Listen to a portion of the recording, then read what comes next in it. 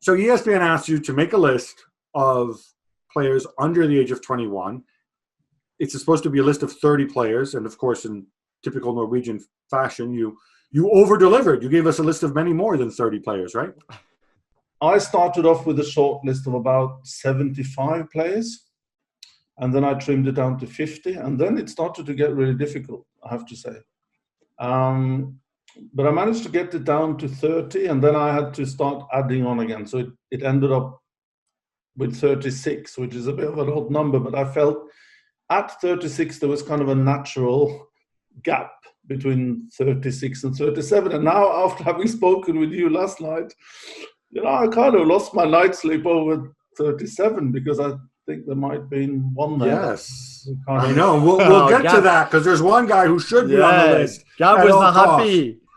I've noticed on this list, there are twice as many Canadian players in the list as there are American players. So we're friends north of the border. Is the future for Canada better than the future for the US, given that you've got Jonathan David and Alphonso Davies? Can you talk to us about these two guys and why they're on the list? Jonathan David, I think, is a bit of a wild card. He broke through, I think, two years ago. He came directly from North America. I think Ghent had an idea of playing him in the academy and then gradually having him come through the first team. But I also think he's developed his game a lot over the last season. He was initially more of a counter-attacking player because he's pacey and he works very, very hard. But now I think he's better in also holding up the ball and playing 1-2s and that kind of thing. But mainly what I like very much of him is taking up the right spaces in the penalty area. He seems to have a very good knack for. And Alphonso Davies, you love his reinvention as a left back, yeah? Yeah, I do. Although he's obviously a bit sort of,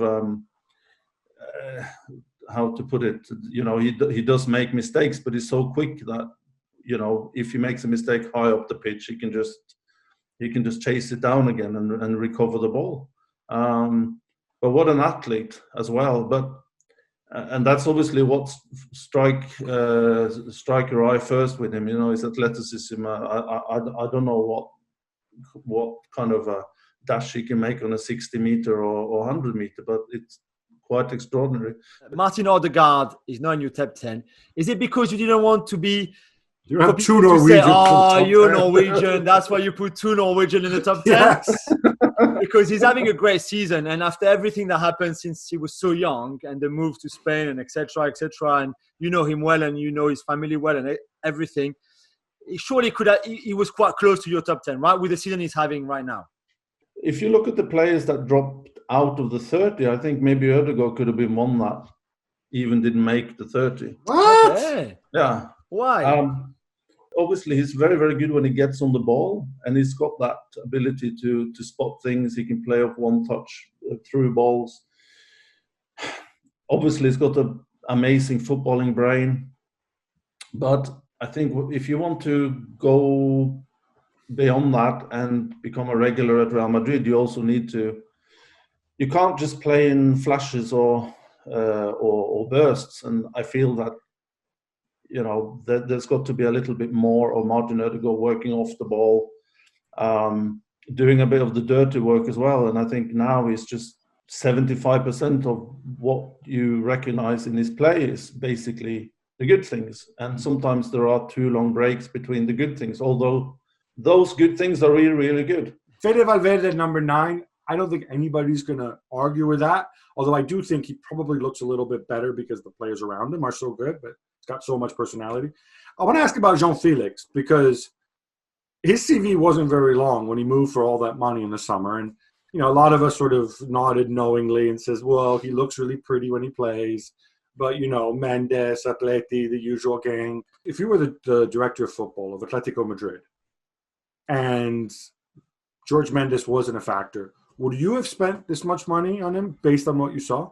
I certainly would have taken him. As you know as well as I do, Portuguese football is a completely different place to be than in, Atletico Madrid in particular. And indeed, Spanish football, which is a lot more competitive.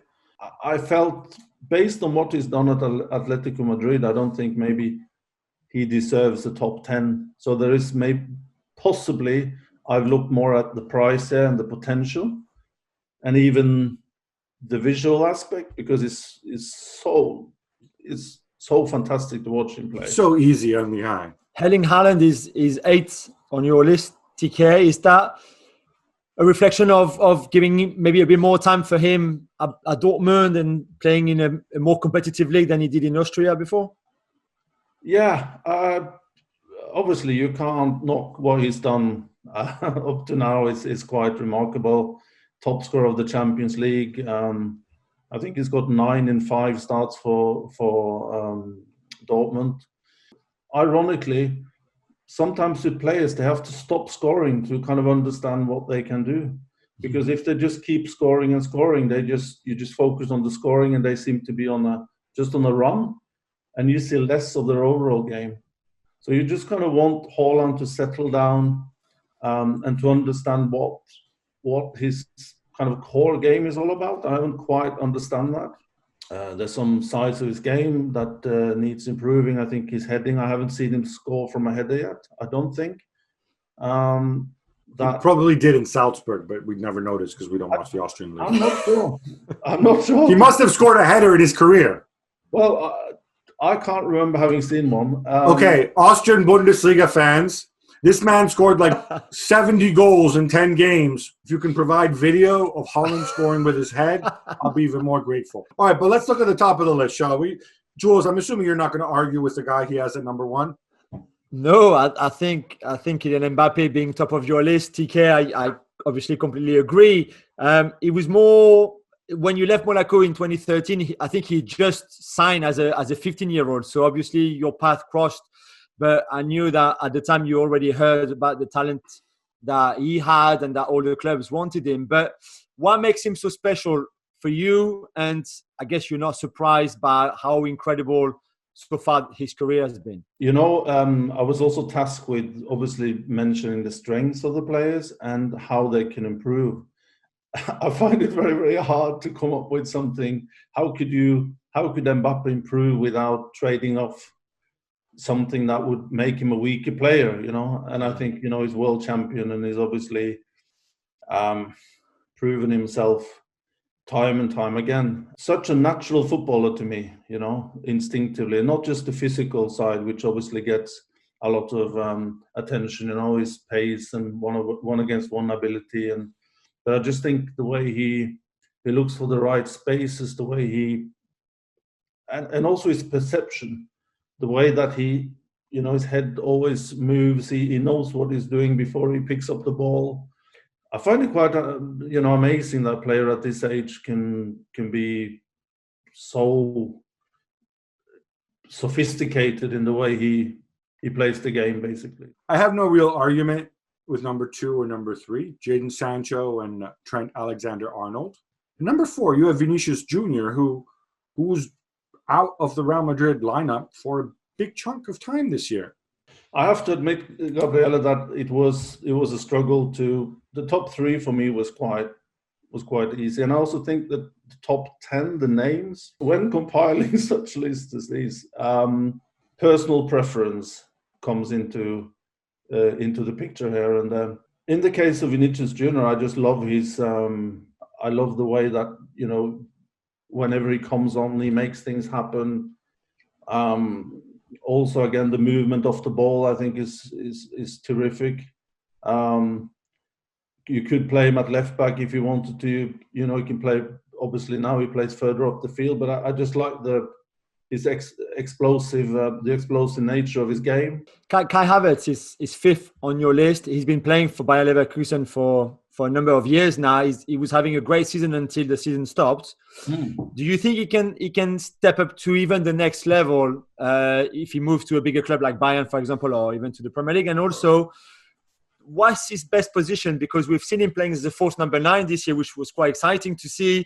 He can play a bit deeper. I think he's got so many qualities. Where do you think he would be best?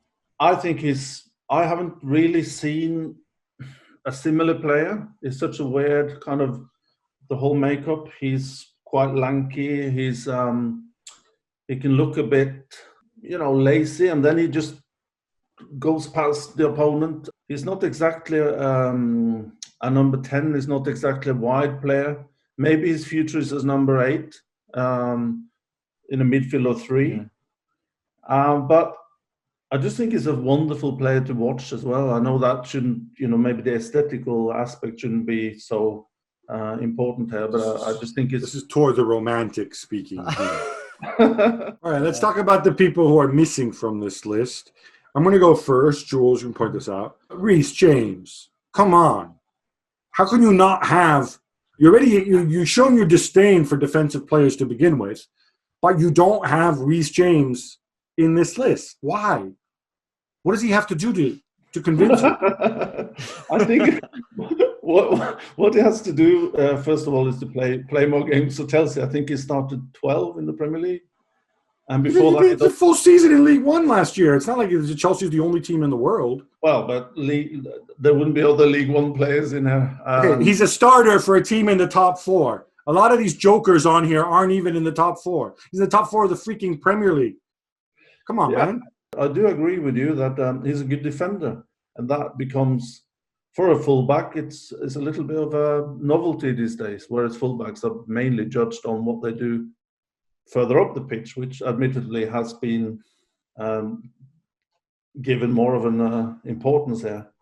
All right, the list is the top players under the age of 21 or who turned, I guess, 22 on May 1st.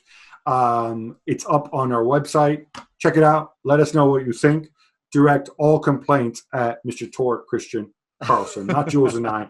We're just... don't shoot the messenger, basically. Well, thank you very much for watching ESPN on YouTube. For more sports highlights and analysis, be sure to download the ESPN app. And for live streaming, premium content, and let's not forget as well, ESPN FC 7 days a week. Subscribe to ESPN+.